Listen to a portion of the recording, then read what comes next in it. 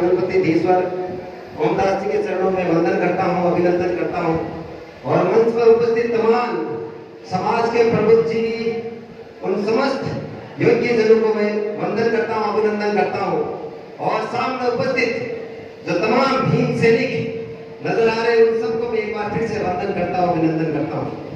जिस तरह से आपसे कुछ समय पहले रिजवान जी विद्रोही राइटर साहब ने उन्होंने एक स्पीच दिया था समाज की जरूरतों को लेकर। मैं भी उसी संबंध में बाबा साहब के जीवन से हमें क्या सीखने को मिल सकता है, जिनको सीख करके हम अपने जीवन में उत्थान कर सकते हैं। हमारे समाज सबसे बड़ी भूल ये करी है कि अंधविश्वास का दायरा बहुत छोटा सा हो चुकी है। अगर आप जानना चाहते हो अंधविश्वास का दायरा कितना बड़ा है और कौन सा अंधविश्वास तोड़ने से हमारे समाज का उत्थान हो सकता है, तो मुझे अवसर दीजिए, मैं आपको इस बात पर स्पेशली विचार करने के लिए मजबूर कर दूंगा कि अंधविश्वास कितना बड़ा है और किस तरह का अंधविश्वास हमें तोड़ रहा है। अगर हम कहीं जाएंगे नहीं जाएंगे, अगर रोक देंगे, उससे हमारे समाज का उत्थान होगा या नहीं होगा। लेकिन अगर आपने अपने माइंड के अंधविश्वास को नहीं तोड़ा, तो मैं आपसे वादा करता हूँ, आप जहां हो वहां से 1 इंच भी आगे नहीं बढ़ पाओगे। ये मेरा वादा है आपसे। अगर आप इस समाज और अपने आप छोड़ो समाज का विकास अपना आप होता रहेगा। आप अपना विकास कीजिए, अपने माइंड के उन भेगे को तोड़िए कि आप इतना सही कर सकते हो। यह अंधविश्वास आप अपने माइंड का तोड़िए, आप उत्थान कर सकते हो अपने समाज का। जब आप अपने उत्थान पर चलोगे तो आपका समाज उनसे अच्छे छलांगने शुरू कर देगा। और आप कह रहे हो बर्दाश्त की, बाबा साहब के जीवन से आप क्या सीख रहे हो? आप नारा लगाते रहोगे, सिर्फ नारा लगाते रहोगे, प्रतिमा के सामने आप पुष्प अर्पित करते रहोगे। मैं आपसे वादा करता हूँ साहब, आपकी प्रतिभा की वही रहेगी, आप जीवन भर उस प्रतिभा तक को नहीं चेंज कर पाओगे। क्या सीखोगे आप बाबा साहब से? आप जो नारा छोड़ रहे हो, जो आप किसी प्रकार का नाम ले रहे हो, उस नाम को छोड़ करके सिर्फ आप एक नाम पर केंद्रित हो रहे हो। आपको लगता है सिर्फ उस नाम से आपका उत्थान हो सकता है? नहीं, इस तरह से आपके जीवन का उत्थान नहीं होने वाला है। आप बाबा साहब के जीवन को अगर फॉलो करते हो तो उनसे सीखिए। मैं बताता हूं आपको उनसे क्या सीखना चाहिए। बाबा साहब के माइंड सेट में था कि मैं बर्दाश्त नहीं करूंगा। मैं मंत्रासीन अतिथि से निवेदन करना चाहता हूं कि बाबा साहब के जीवन से सब कोई संदेश देते हैं कि बाबा साहब के जीवन से सीखिए। क्या सीखना है, आपको कुछ चीजें स्पष्ट कर देना चाहता हूं। इन्होंने कहा था कि मैं बर्दाश्त नहीं कर सकता। हम अक्सर कहीं भी बैठते हैं, मैं पुलिस को आपको थोड़ा बहुत परिचय दे देता हूं। मैं पुलिस को लोग कंप्लेन करते हैं कि पुलिस ऐसी है, पुलिस नहीं सुधरती है।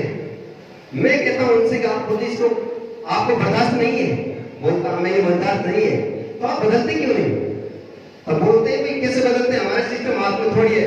तो मैं उनसे सिर्फ एक ही बात कहता हूं कि अगर आपको लगता है कि ये सिस्टम आपको बर्दाश्त नहीं है, तो जड़ों से उखाड़ फेंको, उनको बदल डालो। और अगर आप बदल नहीं सकते तो उनको स्वीकार करो, सहन कर लो।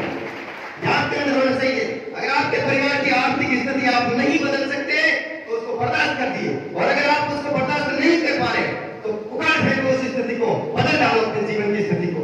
यह आपसे सीखना चाहिए बाबा साहब को। आज तो बहुत बड़ी सुविधाएं है, आज तो अपन कुछ भी कर सकते हैं। उस समय तो बाबा साहब के सामने स्थितियां बहुत विकट थी ना, बहुत विकट स्थितियां थी।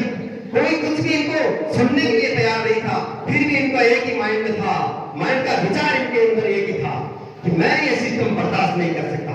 और ये विचार इस हिंदुस्तान में इतनी बड़ी क्रांति पैदा करेगा, कभी किसी ने कल्पना नहीं की थी कि ये विचार उस तरह की तानाशाही शासन को उखाड़ फेंकेगा और इस देश को नया संविधान दे देगा।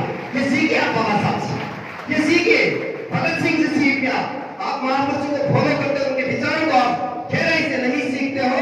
इसी वजह से हम सिर्फ महापुरुषों का नाम लेते हैं, उनको माला चढ़ाते हैं, उनको पुष्प अर्पित करते हैं, और जब पूछते हैं क्या सीखा, जानते हैं बाबा साहब के बारे में, इंफॉर्मेशन नॉलेज आप बंद कर दीजिए कि बाबा साहब का ये बात वो अच्छी बात है, वो नॉलेज रखो आप, अच्छी बात है, लेकिन उस नॉलेज से सिर्फ आपका उत्थान नहीं होने वाला है।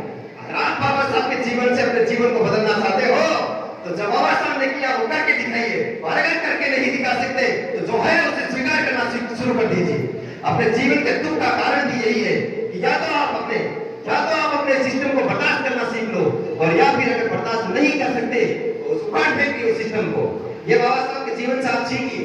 और मैं कहना चाहता था अंधविश्वास पर क्या लाए आपके अंधविश्वास की परिभाषा का, मैं पूछना चाहता हूँ समाज के प्रमुख जनों से कि अंधविश्वास की परिभाषा का दायरा क्या है आपके अंदर? क्या सिर्फ मंदिर में नहीं जाना और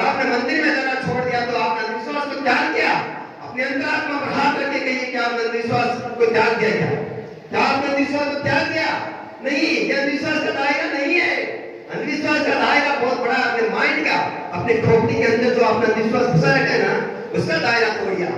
आप इतना ही कर सकते। मैं आपको एक नई परिभाषा देना चाहता हूं अंधविश्वास की।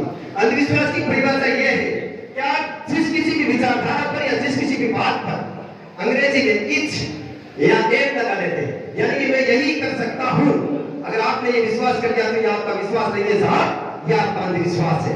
इस विश्वास को तोड़िए।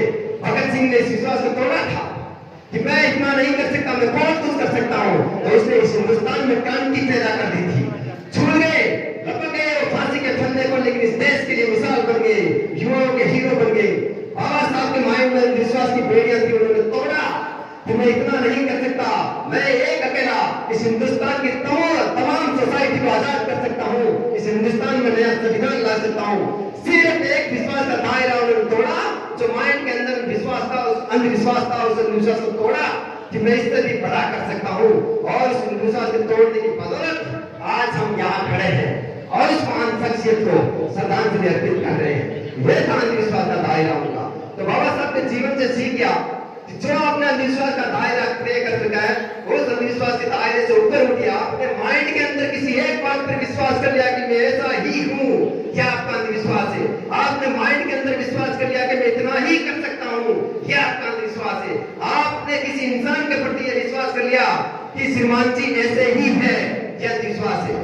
अंधविश्वास यही है, अपने समाज का कोई इंसान कोई क्रांति करता आगे बढ़ता, अपन अपने एडवांस अंधविश्वास कर लेते हैं कि वो इंसान ऐसा ही है। ये क्या है? जब किसी इंसान के बारे में आप जानते हैं, एडवांस दृष्टिकोण बना ले तो क्या आपका अंधविश्वास है। और इस तरह का अंधविश्वास तोड़िए। और शिक्षा का उद्देश्य, लोग कहते हैं कि शिक्षा शेरनी का दूध है, तो आप जानते क्यों नहीं? आप शिक्षित हो सकते सर, मैं उम्मीद कर सकता हूँ कि आप अपने परिभाषा के अनुसार सब शिक्षित होंगे शायद, तो आप दाड़ते क्यों नहीं? कब दाड़ोगे? सिर्फ शिक्षा का उद्देश्य सिर्फ आपने सिर्फ नौकरी लगना या फिर इतना ही उद्देश्य रख लिया कि मैं नौकरी लग गया, आप शिक्षित हूँ, तो ये आपके शिक्षा का उद्देश्य ठीक नहीं है और नहीं आपने सच्ची शिक्षा ली है। शिक्षा का उद्देश्य जीवन से संबंधित शिक्षा लीजिए कि किस तरह से आप अपनी भावनाओं को कंट्रोल कर सकते हैं, किस तरह से अपने जुनून से इतिहास लिख सकते हैं। यह शिक्षा का मूल उद्देश्य है। मैं इस स्पीच को मैं ज्यादा लंबा नहीं करना चाहता हूँ और मुझे इतने बड़े मंच पर बोलने का मौका दिया, इसलिए तमाम भीम सैनिकों और तमाम आयोजक समिति और मंचासीन अतिथि का दिल से आभार प्रकट करता हूँ। बहुत बहुत धन्यवाद। आभार। जय हिंद।